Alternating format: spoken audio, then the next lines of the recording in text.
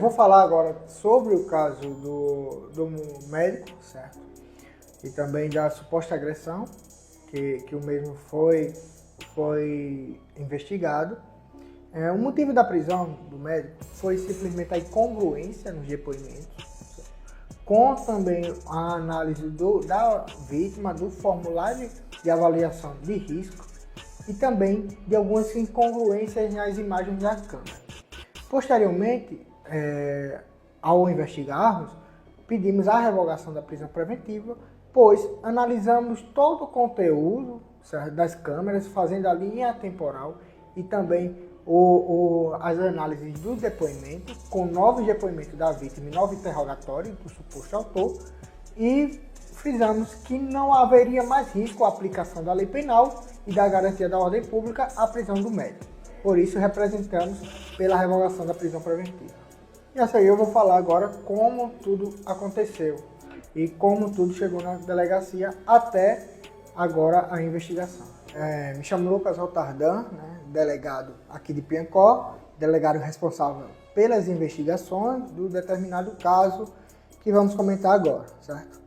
No dia 25/3/2024, recebemos aqui uma suposta vítima de agressão, de violência doméstica, e a polícia militar conduzindo-a, falando sobre que a vítima relata que foi agredida no horário da tarde pelo seu ex-companheiro. Fazendo as diligências, enviamos a vítima junto com a polícia militar para fazer o laudo traumatológico. Levando para fazer o laudo traumatológico, a polícia militar fez primeiramente uma diligência primária, que foi ver se o médico estava no hospital, pois a vítima suposta vítima relatava que o médico que agrediu, que era seu ex-companheiro, né, que o mesmo dia de segunda e terça fazia plantão no Hospital Regional de Piancó. Então a diligência primária da Polícia Militar foi escutar os diretores para ver se o médico estaria lá, onde houve a negativa. Os diretores falaram que não viram o médico lá naquele dia. Vindo aqui para a delegacia, escutamos a vítima, que confirmou, falou que tinha uma audiência de conciliação online, certo? Que a mesma partiu de sua casa para Itaporanga e foi abordada ali perto do Detran de Piancó por seu ex-companheiro, que estava em um carro prata, que não era o dele, certo? E aí, posteriormente a isso, ele retirou-a do carro, agrediu-a nas duas costelas, na costela direita e na costela esquerda, também nos lábios, certo? Comprimindo sua cabeça contra o carro que ela estava e depois ameaçou com a arma de fogo. E ele se assustou com um carro que estava vindo e fugiu para Conceição, segundo a vítima no relato do dia 25. Apurando-nos isso, logo no dia 25, observamos as câmeras de entrada, onde foi visto que o médico entrava no hospital às 2h35.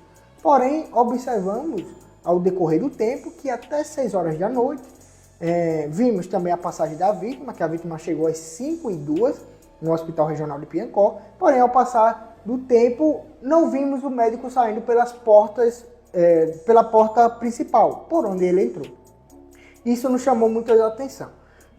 Demos o formulário de avaliação de risco para a vítima, certo? Para a suposta vítima, que ela fez o preenchimento. A mesma disse que já foi enforcada, a mesma falou sobre uma ameaça que estava sofrendo e também que o seu ex-companheiro tinha acesso às armas. Então, recolhemos isso tudo, essas evidências, e na terça à tarde, o suposto autor veio à delegacia para prestar o seu interrogatório. Interrogamos aqui o suposto autor, onde o mesmo falou que estava no hospital, que às 3 horas tinha feito um prontuário, certo? Porém, em nenhum momento ele falou que tinha saído do hospital pela outra porta. Ele só falou que saiu do hospital e poderia ver, e ele omitiu essa parte, que tinha saído do hospital. Observando a incongruência também do relato do autor, certo? Com algumas considerações, pedimos a prisão preventiva, porque a prisão preventiva era uma cautelar para a gente averiguar também proteger a vítima, suposta vítima, que a nossa rede de proteção à mulher faz com que protegemos a vítima, né, dê uma maior prioridade na palavra da vítima e também a aplicação da lei penal. Posteriormente, na quarta-feira, fizemos a escuta novamente da vítima, da suposta vítima, onde ela falou e relatou detalhadamente tudo do mesmo jeito que falou na segunda. Então ela confirmou os determinados fatos. Então fomos para a prisão do suposto médico.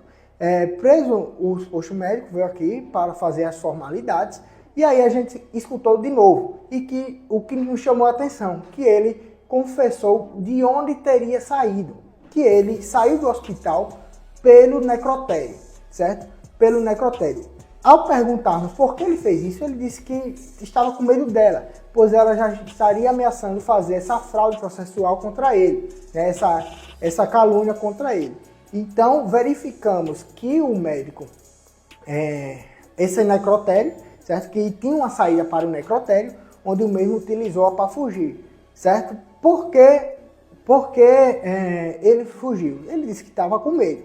Porém, ele falou que escutou de um funcionário que sua ex-companheira estava lá na recepção e com a PM e o mesmo empreendeu fuga nesse horário. Às 5h02, a suposta vítima estava lá na recepção, certo, do hospital regional, e ao fazermos a investigação, saindo do local onde ele estava, no bloco cirúrgico, até a saída do necrotério daria mais ou menos 8 a 10 minutos, onde constatamos pelas câmeras que ele sai do necrotério ao receber a notícia que sua ex-esposa estava lá às 5h16, certo, da tarde. E aí queríamos saber se ele permaneceu todo esse tempo no hospital, porque haveria duas vertentes. A primeira vertente era que, escutando a direção geral e os enfermeiros que estavam lá na direção geral, que não tinha visto ele no hospital. E a outra vertente era que ele estava assim no bloco cirúrgico. E, inclusive, escutamos duas enfermeiras que trabalharam com ele neste momento desta tarde. Então, a gente queria saber o porquê essas divergências entre os depoimentos. Escutando as divergências de depoimento, observamos que o bloco cirúrgico fica a cerca de mais ou menos 35 metros da direção geral. Então, posteriormente, constatamos que há possibilidade do médico estar no bloco cirúrgico e não ser visto pela direção geral, porque o bloco cirúrgico é um bloco mais higiênico e que regula as entradas de funcionários. São aqueles funcionários que trabalham lá, certo? Então, comprovando isso, partimos para a perseguição, porque ela falou, a suposta vítima falou que ele perseguiu-a com um carro ali perto do Detran. Então, constatamos o carro que a vítima estava, certo? Que é da comprovação dela, e passou pelo radar às 3h28 da tarde. Porém, delimitamos o horário para 5 minutos antes e 5 minutos depois que a vítima passou, para sabermos os carros que passaram naquele horário.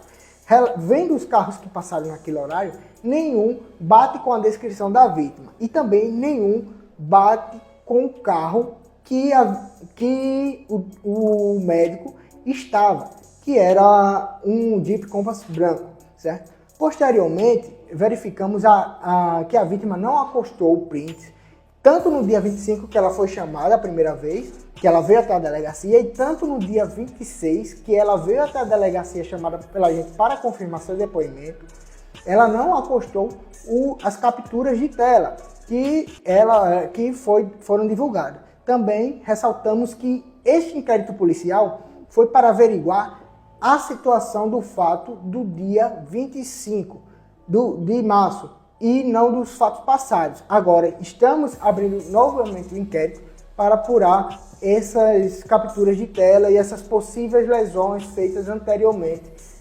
supostamente denunciadas pela vítima. Resumindo, investigamos, né, e vamos continuar a investigação, e que possivelmente a suposta vítima pode ter utilizado de fato passado para basear as provas do presente momento, certo? E também comunicamos que a rede de proteção à mulher sempre será aberta para a mulher, certo? Não serão alguns casos de exceção que vai desmanchar a proteção à mulher e a violência e ao combate contra a violência doméstica.